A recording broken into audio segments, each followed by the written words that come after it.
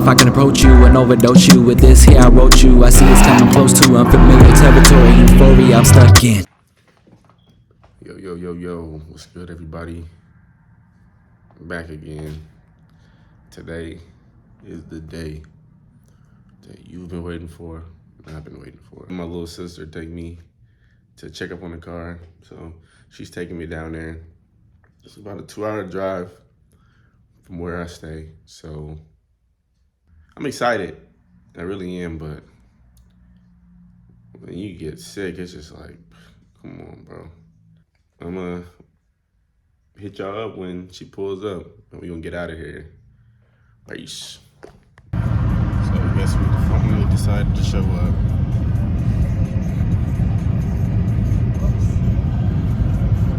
Three hours later. Now, but we're on our way. We're on our way there. We got about an hour and 50 minutes. Should be a nice little drive. This is her first time going out of state, and she got her driver's license, so I know she's a little eager about that one. You feel me, man? So yeah, I'll hit you up when we get there.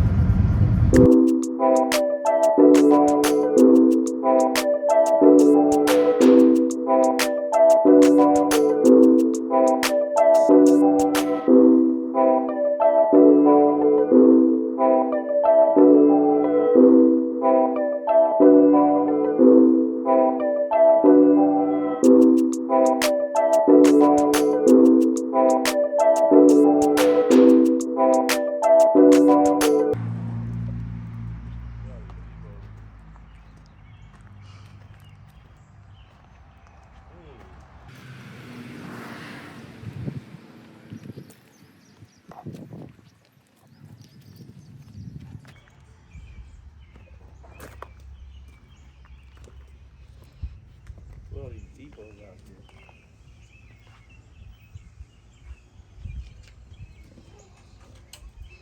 Hey, good, how are you? I am the owner of the Blue. Hello.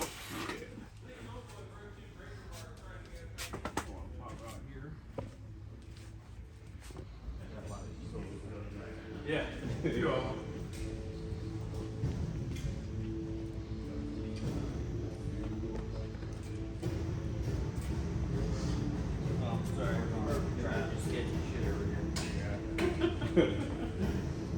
This thing's about to get real melty here in a minute. You got the crank for yourself. Why is the cylinders in good shape? Yeah. Crank. So this is after washing, so that's why it's got that little bit of a film on there. But we got these marks and everything is where those rod bearings were hitting on. So that's. We might be able to salvage that, especially with looking at parts availability. The only thing that we might run into is we might have to go on an oversized style bearing to be able to put that back together. But that is going to be a concern on ours. So it might be we start on the machining process, see what we can clean up, and then go from there.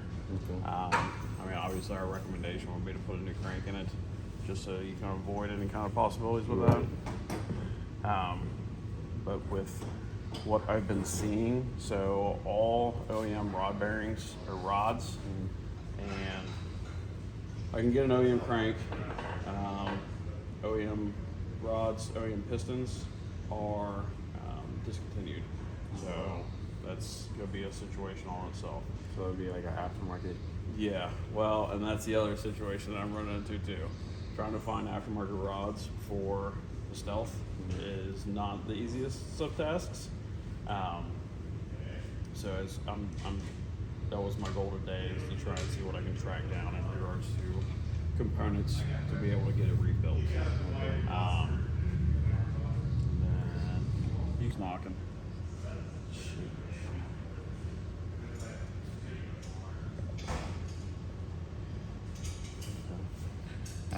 And that's one of the things that you run into, and then those should be free moving as well. Mm-hmm.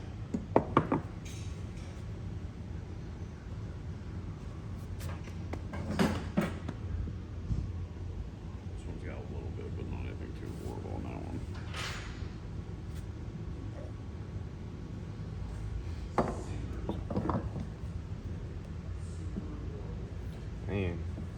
it's hard to find the rods. Yeah. Pistons aren't that big of a deal. Like we can, worst case scenario, I could go through Trom, which is who builds our pistons for our Evos. Typically they're about 6 weeks, but we can get them made to any specification that we need to in regards to that portion. The only thing, like I said, the rods is the situation he showed me that was kind of concerning. And this could just be from maintenance or the bearing material actually getting in. So it shouldn't have that sparkle to it. Yeah, it was like sandpaper. Yeah. So like the buildup on it, the carbon buildup, and because this would have been an intake valve, so it's not uncommon to see a buildup on them. But that silver it shouldn't be speckled by any means in regards to that. Yeah. Yeah, there was a couple mud dauber nests in there too whenever we were getting into it. There might be a scenario where we might have to. Still got a little bit of the crosshatch, so we might have to go like up a 0.25 to be able to clean that cylinder up and get a new cylinder wall surface and everything on there. Was it just one or two? There was one real bad, and that was that one rod was obvious. Right. But that's more so going to give you more damage on the crank than it will on the cylinder walls.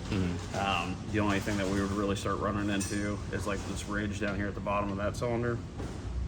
And that's why we'd want to go out and bore it out a little bit to just clean that up and give a nice new sealing surface for the new piston rings and everything in regards to that. Obviously, the pistons aren't going to travel that far, and that's why you're going to have that little bit of that ridge there. But whenever you're installing and everything getting in there, you're going to want all that is you're going to want that to be clean. Gotcha. So it's just one of those scenarios with that.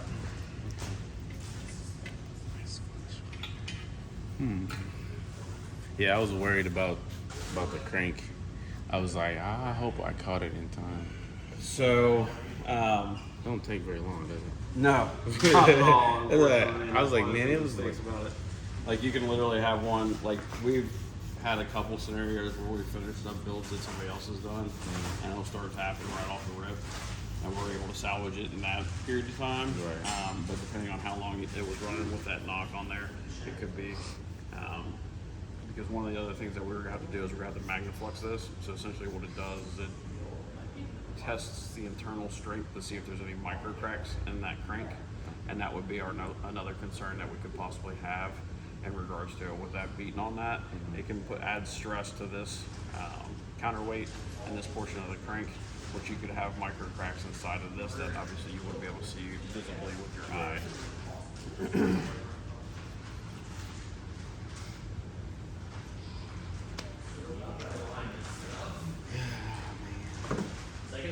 But I'll have to see in regards to what I can find, piston wise or rod wise. Rods is the only thing that's really going to be the main concern. The pistons is not a problem.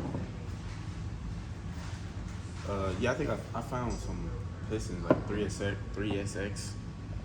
I went to their website the other day and it was down. Was it? Yeah. I just went the other day and I was like, okay. The only thing that I'd be concerned with them, so on that 3000 GT that we did a lot of stuff from 3SX, and a lot of their stuff has a lot of fitment issue that they don't tell you about. So like one of the things that we noticed when we were pulling the motor out of yours, I don't know if you installed the front mount kit or not.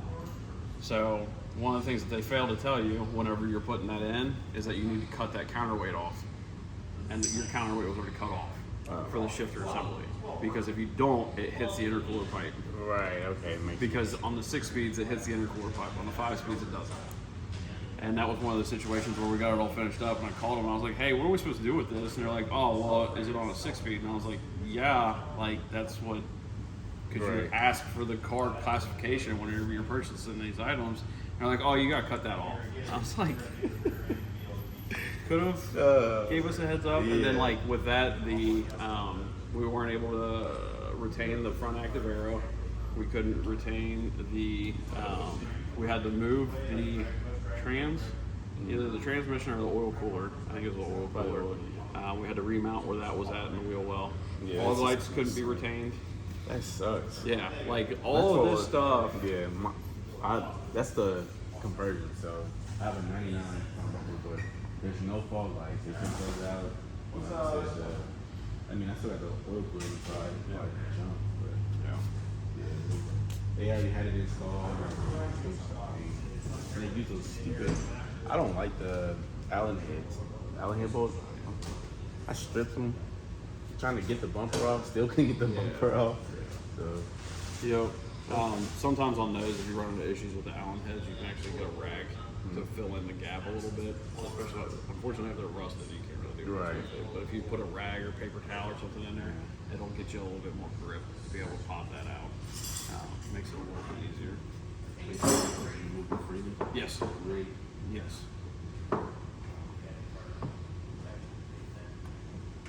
But in regards to like side skirt, like the side skirts and everything of the Pistons, they look like nothing was running.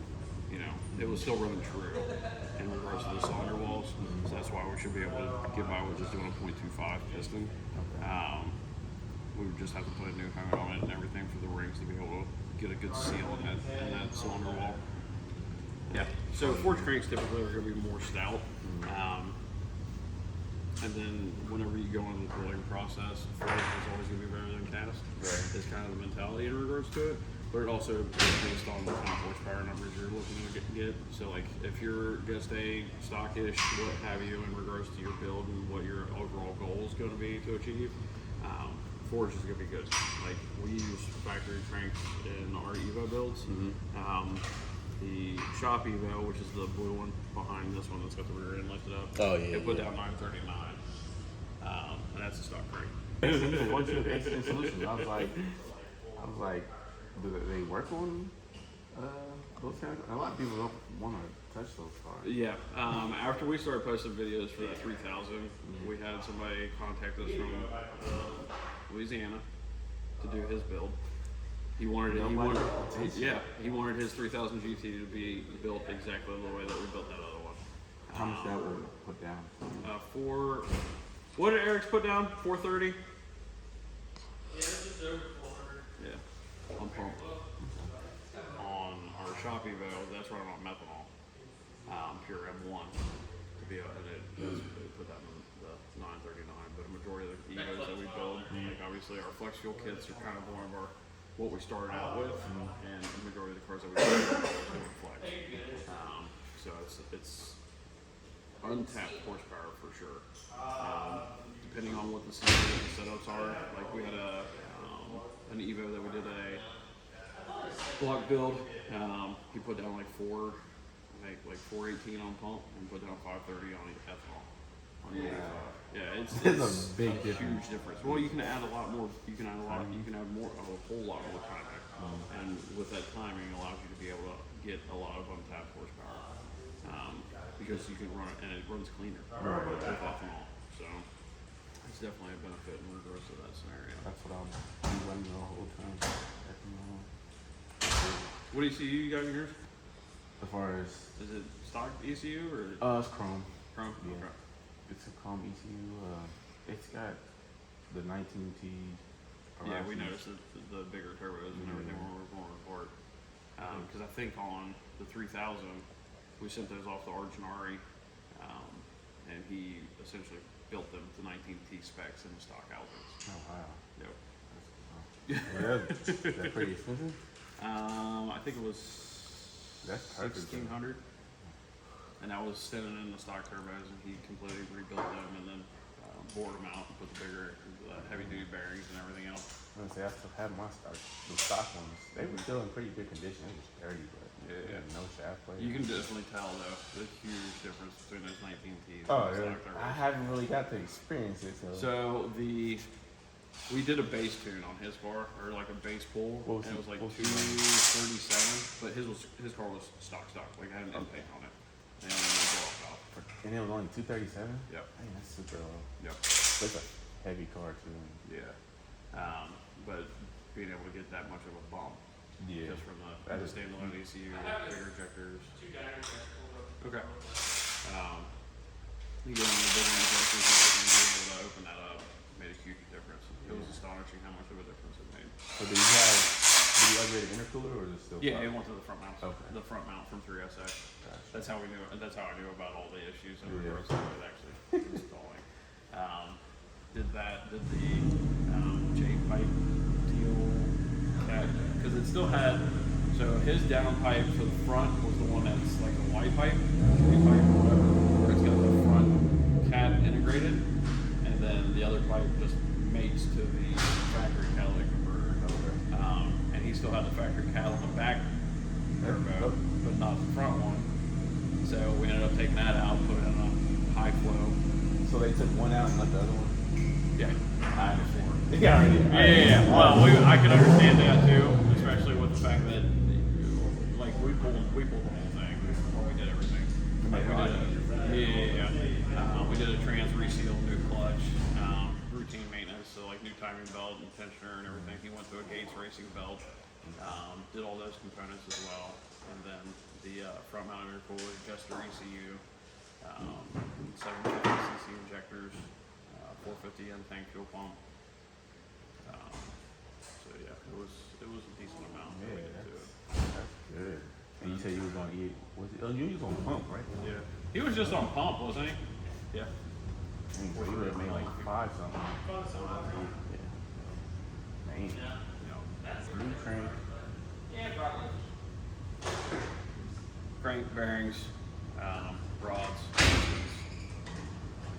So new rods and pistons. Yeah, because these are going to be press fit. So that's one of the things. So like whenever you go full floating, it's a little bit better in regards to overall longevity on the wristbands. Plus we go with a heavy duty wristband, which is actually going to be a little bit bulkier than this, so it can withstand the bang bangs in the cylinders a little bit better. So knocking. Pretty color. Man, I was really hoping this wasn't damaged. Yeah, when I was first looking in regards to trying to find replacement, like I called Mitsubishi and I was like, I'm looking for pistons, rods, crank, bearings, because I know that you wanted to do an OEM rebuild, and they were like, rods, pistons, discontinued. I was like, all right. I figured if it came to that point, you know, as far as being able to get stuff, then I mean, the next wish thing, I'm down for it. Well, and that's so. If 3SX's website's working today, I'll jump on their website and see what they got.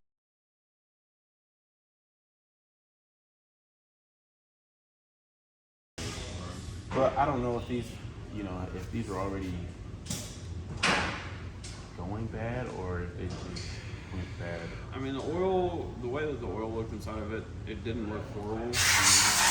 It didn't seem like, one of the things that usually ends up happening whenever you have a bearing failure like this is either you have something that gets a clog in one of the crank and one of the holes. So that's going to be where your oil seeps in. So either you can get debris in there that'll clog that up and then starve the bearing. And then once that gets hot, that's what ends up happening. So it loses that lubrication between the bearing and the crank journal. And then once that happens, then it starts wearing and it starts eating into the bearing. And then once that happens, usually what ends up happening from there is that metal from that journal, from that bearing, will start plugging up that hole more, and then it just slowly gets worse and worse, depending on what the scenario situation is. Oil starvation is another situation too. Like if you're going hard into a turn and it sucks air, low oil levels or anything like that, or if you want to do long oil changes, which route you want to go. If you want to go with everything new, then we can definitely do that. It's obviously what we would recommend because we feel a little bit more confident in regards to that for longevity purposes. And that's one thing. We, obviously individuals bring their vehicles here because we know what they're going to be doing with them. So we would rather plan and prepare what we're assembling to be ready to go for what it's going to go through.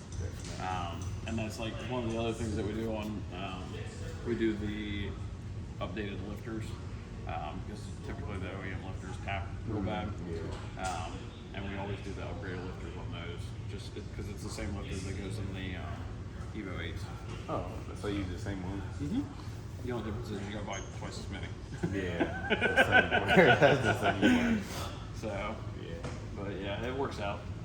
But we got a company up in Chicago that we use a lot, and they usually have them in stock. We get this the next day. So good. cool, man. What's your name again? Anthony. Anthony. Yep. Nice to meet you. Whenever you hit the page or emails or anything like that, that's usually I'm 99% of the time the one that responds. Yeah. So it's kind of the perks of my job. But it's better knowing, knowing that information, especially based on day flow and what we Yeah. get done and get in and out and everything. Sure. What's We're doing a mil spec harness on this one. Billet block. Zone turbo. is that an 8? Custom paint job and all that fun stuff. That looks good. I want an Evo, but the Evo type of yeah. Especially right now, like one of the guys that we're finishing up, we just finished up his short block. We're finishing up his head and everything. He messaged me over the weekend. He's like, "Hey, I'm thinking about trading the Evo in for an M4." Your Evo's not done yet. And he's like, "Yeah, I know. I want to try and shave down a little bit on my bill, and then like once it's done, I want you guys to just tune it for like 650 horsepower." Because like when initially, so like he lives in Florida. He shipped his car up here for everything. Florida? Yep. And then we started going into it, and so his motor got pulled like a year and a half ago. The shop that pulled it doesn't do machine work, so they had to sublet out the machine work. All of the machine work hadn't been done, and it literally been sitting at that other machine shop for like a year. And he contacted us. He's like, "Hey, if I get everything shipped to you guys, will you guys do it for me?" And I was like, "Yeah." So the block had the sleeves installed, but the final hone and everything wasn't done on the block. Nothing had been done on the head. Like I said, and it came with a slew of parts. Yeah, it was just sitting. For a year. Yep. Yeah, he hasn't had his car for almost 2 years. Oh, I see why. Yeah. It's about that time. Yeah. And it's I want something that's running. yeah. Well, and he's got a GTI that he daily drives right now. Yeah. But I think he's getting to that point. Like I haven't driven it in so long.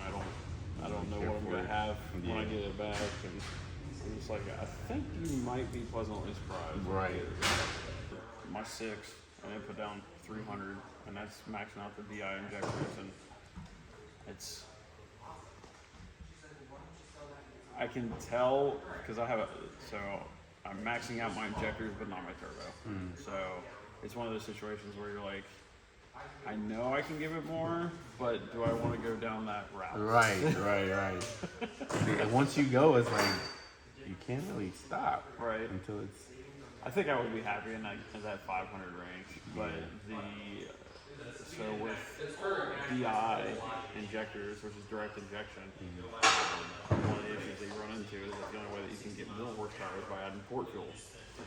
So that's like a $3,000 set of everything to get injectors, get an adapter plate, get the tuning for it and everything in regards to that, and it's just like, I want to spend that's extra for another 200 horsepower. Right. Then you gotta like port injection. You gotta make sure you got the juice. Yep.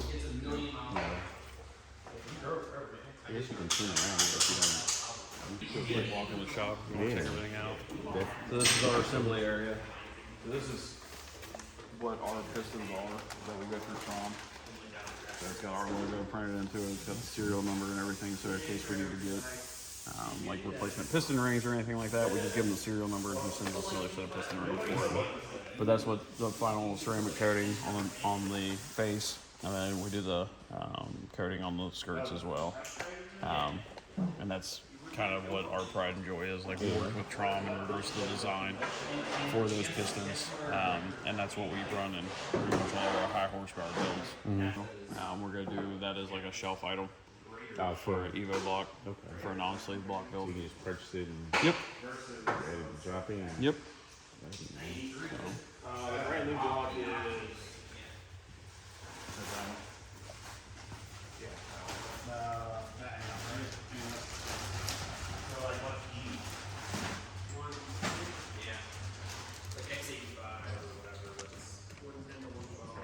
With sleeves and machine work and our pistons and everything.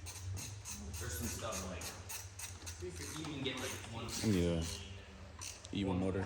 You guys do swaps? It's got additives.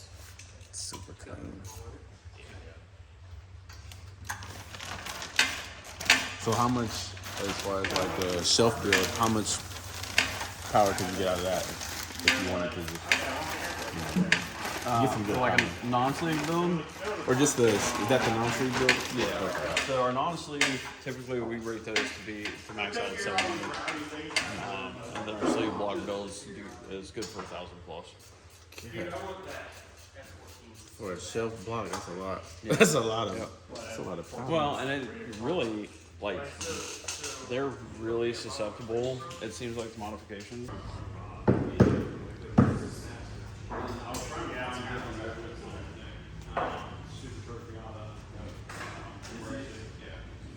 We're getting ready to do essentially a complete rebuild on. This one that was built by Whaley. And he was having a few issues with it, brought it in. Found underneath the head gasket. Head gasket's leaking oil. Dropped that motor out and did a head gasket on it. And then, this is from a dealership in Kentucky. They sent us 2 of them. Dealership? Hillside Motors. He actually bought, so Dave Busher was one of his other EV that he sent up had 5,000 miles on it. And then this is the Sun Star. So this is one where we added patch cam to the ambulance and we upgraded the injectors, upgraded the fuel pump. So if you go to a speed density instead of a mass airflow sensor, the mass airflow sensor is still in there. I hate those things. Yeah, but it's not going to rely on any information from that. Okay. So. The peelings hurt. Yeah. And then this is Lynn actually brought up this. So this was the 3,000 GP. So this was the original return torque. And this is after our modifications and tunes.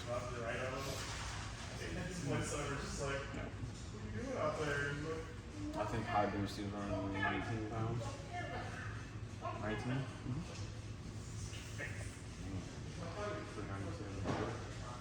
Okay, that felt good. Yeah. Well, one of the things too that he thought was interesting was whenever we got the base map from Jester, it had like 20 degrees of timing in it. And he was like, that seems excessive. Yeah. So once he was going through and getting all the tune and everything hashed out on it, I think it ultimately ended up around like 16 degrees of timing. Might be satisfied with that. I don't know. I feel like I get close to 5. The customer was satisfied with the overall mechanically happy with it. Man, appreciate you giving me a tour of the shop. Yeah. For what it's worth, 2-cent tour. Oh, it's pretty nice though.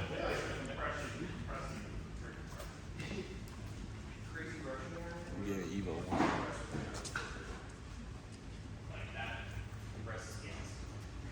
So like collected it, pressed the gas button, and this one.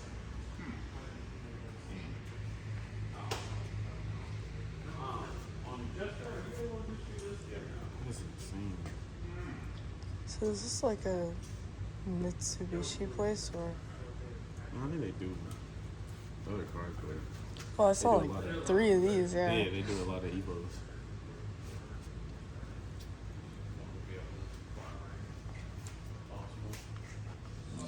So, Race car right here. oh, this is cool. Oh man. Wait, what's up with the back seat? They took them out. They were like, we don't need this. No, what you need it for? It's a race car. So what's yeah. up with the back seat? It's gone. Like the door's still here. You don't need any of that. It's a race car. All you need is the dash. I'll just hop in the back seat. Oh wait, you don't have one.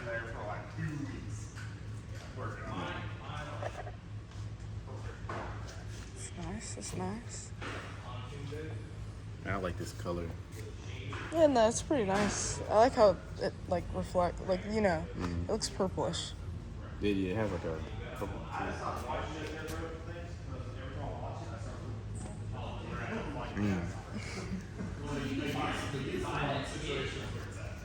Super. Oh, I I didn't even see the wheels. Yeah. So I said, "Ooh, I didn't even see them." That's a good color for those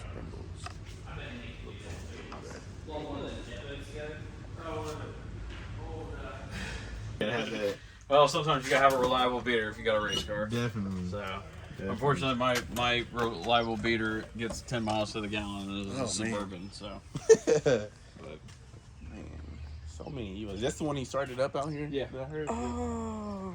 yeah, that one's nutty. Man. Sidewinder and Wow. How much is this one? it's in the 800 range.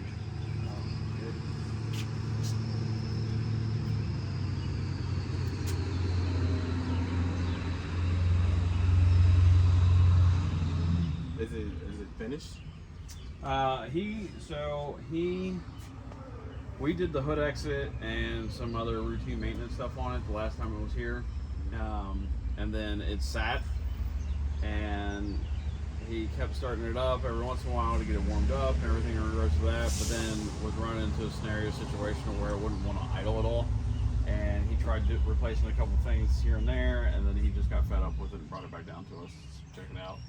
I think the map sensor was bad. Dang, that's something small too. Right? Something small. So it's just one of those scenarios. It had an Omni 4-bar in it, so we had to get another Omni 4-bar, which, local aren't gonna have that on their shelf. Right. So. Got it ordered. I know Devin. I always knew Devin. He had the. Yeah, Devin Nima. I seen he posted some stuff. Yeah, we built a block for him. For his Was it for the red one?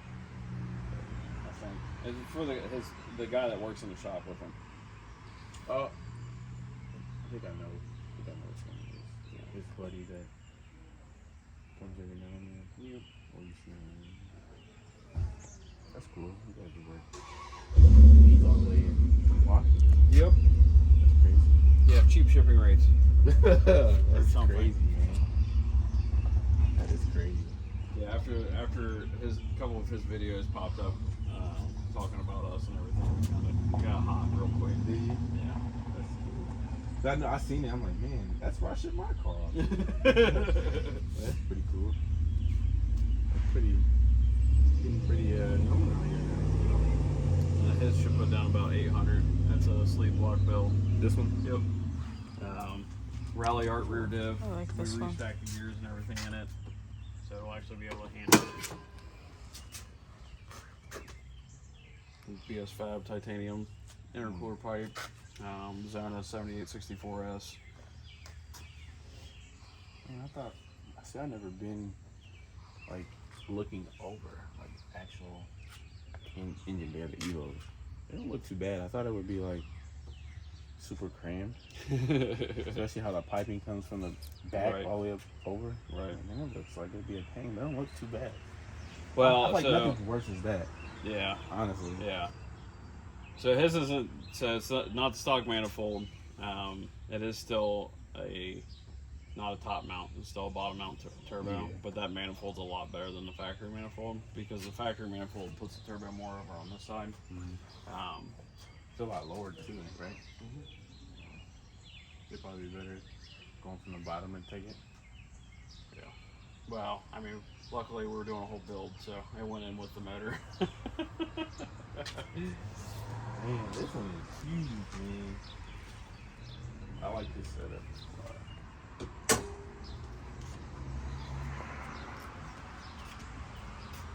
One day.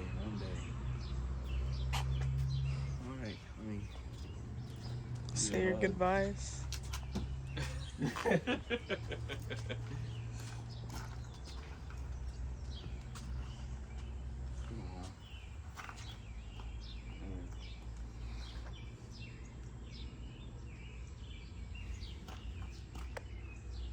Well, hopefully you can find some Yeah. good parts. Yep. Yeah, we're not gonna. If we're rebuilding it. We're gonna rebuild it right. So we're not gonna Okie dokie, by any means. Whatever you guys want to do it, I'm down. Okay. All right, man. Appreciate it. Yeah, not a problem. Have a safe trip. We'll do. Take it All easy. right. Thank you. You too. Thanks. I almost got in my car. I didn't realize. Got it in. Time to go. So your car's a Mitsubishi? Question mark. Yeah, well, Mitsubishi / Dodge. That's so weird. So is it like a collaboration type of thing, or? Yeah, pretty much, yeah. I never knew that. Okay, that. They were like in the Makes 90s. They sense. were like in the bed with each other, so they made some of the same cars but changed the names, literally. It's absurd. But Dodge kind of like went the uglier route. They changed the name, Yeah. and the body style was like hideous. So, in my opinion, Mitsubishi did it better. That's just my opinion. I feel like Dodge is iffy anyway. And I like some of it, like a, it's the same car, literally. but like still, it's a Dodge.